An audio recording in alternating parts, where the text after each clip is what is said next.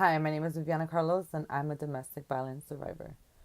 So, studies show that women will leave their abuser up to 7 times until they actually stay away. This is the story about the first time I left my second abuser. So, it was around the time that his sister had put that in my mind to stand up for myself and not let a man hit me. I should have a backbone. And so I was getting a little bit wordsy with him already. I had talked to him about hitting me, and he promised me that he was going to change, that he loved me, and he wanted to marry me, so he was going to prove to me that he was going to be different. This day, a girl had asked him for a ride, and this girl used to flirt with him, used to send pictures of herself, and he said he was going to do it, whatever I said, he was going to do it. So it made me think like, okay, you're hitting me, you mentally abused me, and who knows, now you're probably cheating on me if this is what you're doing. He leaves. I start packing my stuff. They come back really fast. So I go outside and I tell him, like, you need to tell her not to be asking for rides. Like, you make me do stuff like this. Why can't you do it? So he's like, be quiet. She tells me something. He slaps me in front of her. And she tells me, ha ha ha. Now I got something to laugh at, bitch. So we go into the room. And I'm telling him, like, you're wrong. Why would you do that to me? You embarrassed me. Like, you promised me that you weren't going to hit me anymore. And this is what you do. And he realizes through the end, like, yeah, okay, I was wrong. I shouldn't have slapped you. And I just was, I was just upset. I was crying. His sister ends up calling and telling him, I need a favor. And she comes over and tells him, come on, let's go. I need a favor. He still won't budge. I think he kind of figured, like, this girl's going to leave. And he ends up leaving to go help her. And it took me about 20 minutes just to open the door to want to walk out. Because I was so scared that if he found me walking outside with all my stuff and leaving him, he was going to make me go back, and not in a nice way. Or I was going to go back out of fear. So I remember I walked like 5 times up and down the dirt from where he lived, and I would look outside towards the street and see if I can see his car or hear it. So finally, I'm like, girl, how many times do you have to do this? Just, you could have been gone. Take your stuff and leave. So I'm pretty sure I left. I left like at the right moment.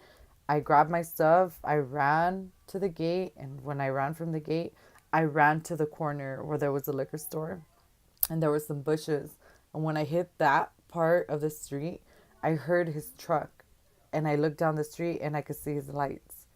And I hide into the bush, and I had to cross the street like 2 times more just to get to my friend's house.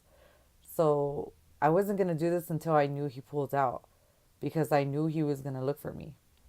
And I could hear his truck, and I see him go down the street, and he goes down the main street. And he knew that was going to be the street I was going to walk down, because I lived at the end of that road.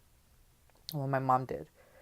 So when I see him far distance down that main street, I grab my stuff and I start running to my friend's house. And I go to my friend's house and I'm knocking on her window and she's not answering. And I look inside and her uncle's in there. It's not her. And they tell me she went to Mexico. I'm just like, oh my God, what am I gonna do? Like, I don't have another way. If I walk to my mom's house, this is gonna be a disaster. He's gonna find me.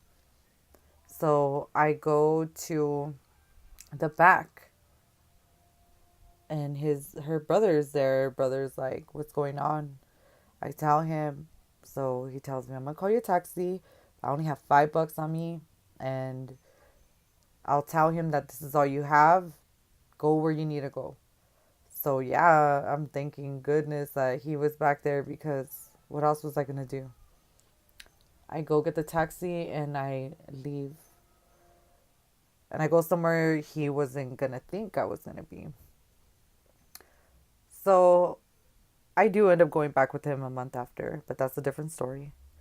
But what I want to tell you is if you can leave that first time, you need to stay away that first time. Don't let it be a next time I go back and the next time I left him, because it doesn't get, once you leave and you come back, it just gets worse because they know they can continue this. Like, you can leave as many times as you want, but you're gonna come back and he's gonna be more mad, and the arguments are gonna start more harder, and they're gonna hit you more for probably the more smaller things.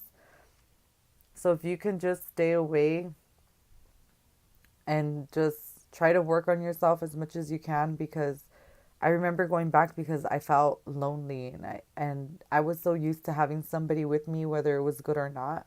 And I would call my sisters and my friends and tell them, like, I need to spend time with you guys. Don't leave me alone.